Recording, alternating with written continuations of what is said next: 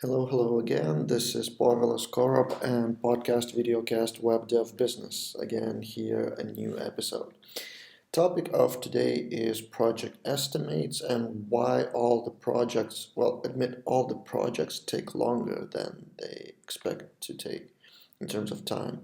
It's usually at least at least 10% longer, but in real world is twice as longer. I mean, and over budget. Why? Are we so optimistic as people, or what is going wrong? So I've listed 5 reasons why projects fail in terms of time, and those reasons they show one thing, that we are estimating in the beginning. So, for example, if the project can take a month or two, we prepare an estimate. Estimate is usually a plan of actions which should be taken, like the work plan, action one, action two. Maybe you draw some diagram, maybe it's a list in Google Docs, whatever it is. It's a plan of actions with estimated time in each of them, each of the row. So it might be a day here, a day there, and then the total you calculate. You calculate money or time, and then you estimate to be X days or X weeks or months. And that estimate is actually being done in a perfect world. So that's the problem. We assume as project managers, or I don't know, clients, it depends who makes the decisions, but we assume that everything will go on according to the plan. So nothing would go wrong, and then it would take X amount of time. And actually, five things I've listed might go wrong, and I start with the first one. We assume, actually, it's 5 assumptions. We assume that everything is clear about the project in the beginning to all the parties, to the client, to project manager, if there's one, to developers, to designers. The problem is that a lot of things will come up that are not clear, that are misunderstood by one of the parties. Even the client himself can change his mind, or find out something new about the project, about the delivery, about the goal. So a lot of new things come up during the project, especially if it's a project longer than 1 month. Then you have to expect a lot of um, unclear things, which would need the discussion, and then probably would lead to more work. It's the case that it leads to less work, some unclear things. So assumption that everything is clear is a wrong assumption. That's number one. So number two, actually, it's related, and I've already mentioned that. So nothing new will come up.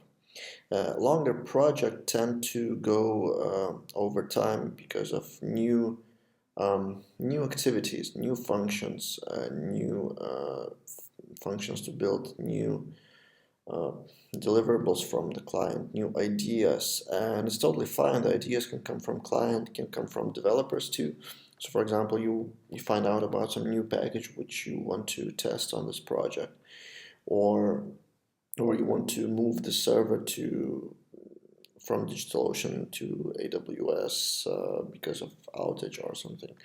So a lot of new things will come up, and you have to expand your estimate because of that. Number three is, when estimated, you expect that all people will be working all the time without any downtime, without any pause, without any holidays, without any sickness, and they will all deliver on time. Actually, what happens is developers get sick, clients get sick, then there are family delays, some emergencies, some just unplanned things, which might change the action of people. It might go both ways. Developer and project manager or client, they might all get delayed. Especially the client. Actually, the clients tend to slow down from the middle of the project to the end, just because they need to work. Basically, they think sometimes that the client is the guy who just turns up in the beginning, tell everything about the work, then disappear, and then magically it all happens and it all comes together. That's not the case. The client has to work with text information, with testing stuff, with providing necessary details for the server environments, for example, for some general deploying stuff. Uh, the so he, they have to be involved, and if they aren't involved for a week or so, there might be a downtime. So you have to count that time too in the estimate. Number four, assumption number four is you assume that there will be no bugs, that every function that is built will work from the first time and will require no fixing and no amendments whatsoever. That's not true. That's simply not true. I mean, everything, even if it's working from the first time, it needs some tweaking usually. Some text is in the wrong place, maybe some translations, maybe something, I don't know, the link between the functions is different. So a lot of small tweaking, and that actually adds up. That adds up a lot of time. Just small things and small pieces like that. And if it's a bug, if just a developer didn't deliver good result on time, then the bug fixing it takes longer, especially if it's a bigger function. Or the testing, like if it's a bug and then you need to test a bigger function, then it adds more time for testing again. So yeah, the bugs always appear, and you have to encounter the time for that. And the final thing is emergencies. Emergencies, force majeures, or whatever you call it, things that are totally unplanned and they throw your time away easily. So, for example, if the server goes down, if some information disappear, if some hack happens, something totally unplanned, I don't know what could go wrong. So I don't know, the client comes up with really urgent amendment which is needed now.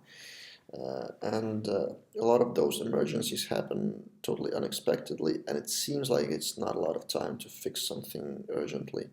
But again, those small things add up to a really big amount of time, and that's why usually the estimate of time is wrong by a margin of 2x, or could be less, could be more. But um, again, to sum up, we just assume that we live in a perfect world, and then everything will come together and everything will work from the first time, and everyone will work patiently and without any downtime. That's simply not the case. So whatever you estimate, just add at least 20-30% to that, and you will be more real.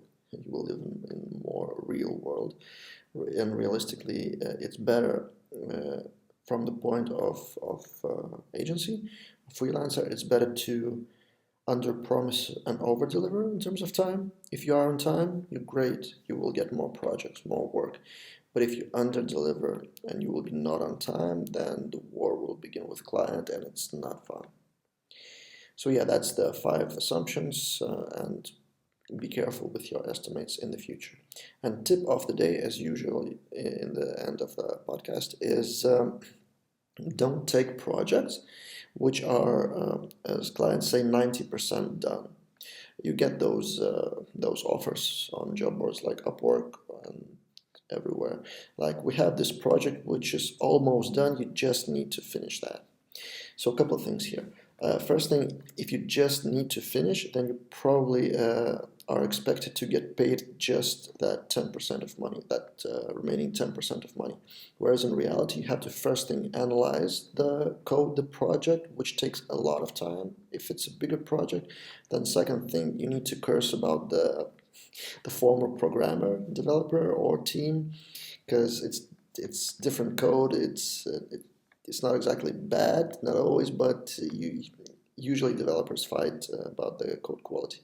So yeah, then you need to deliver those 10% to launch the project, and then you have to fix the bugs which appear from the previous developer, because the client wouldn't know if it's your bug or their bug.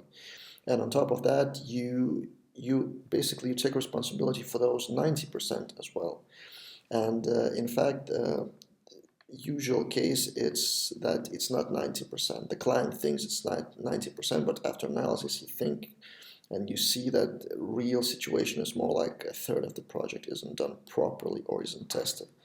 And then another thing, if a developer disappeared for some reason, that 90% done and then disappeared, it doesn't tell any good to you.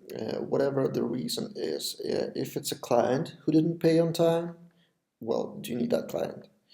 If it's a developer who was not responsible and disappeared, do you want to update the code of that developer and to support the code of that developer? So yeah, there's no win situation here. So tip of the day, don't take projects which are 90% done. And that's it for today. That was Web Dev Business Podcast. See you next time, and follow me on Twitter or on YouTube at Web Dev Business. Cheers.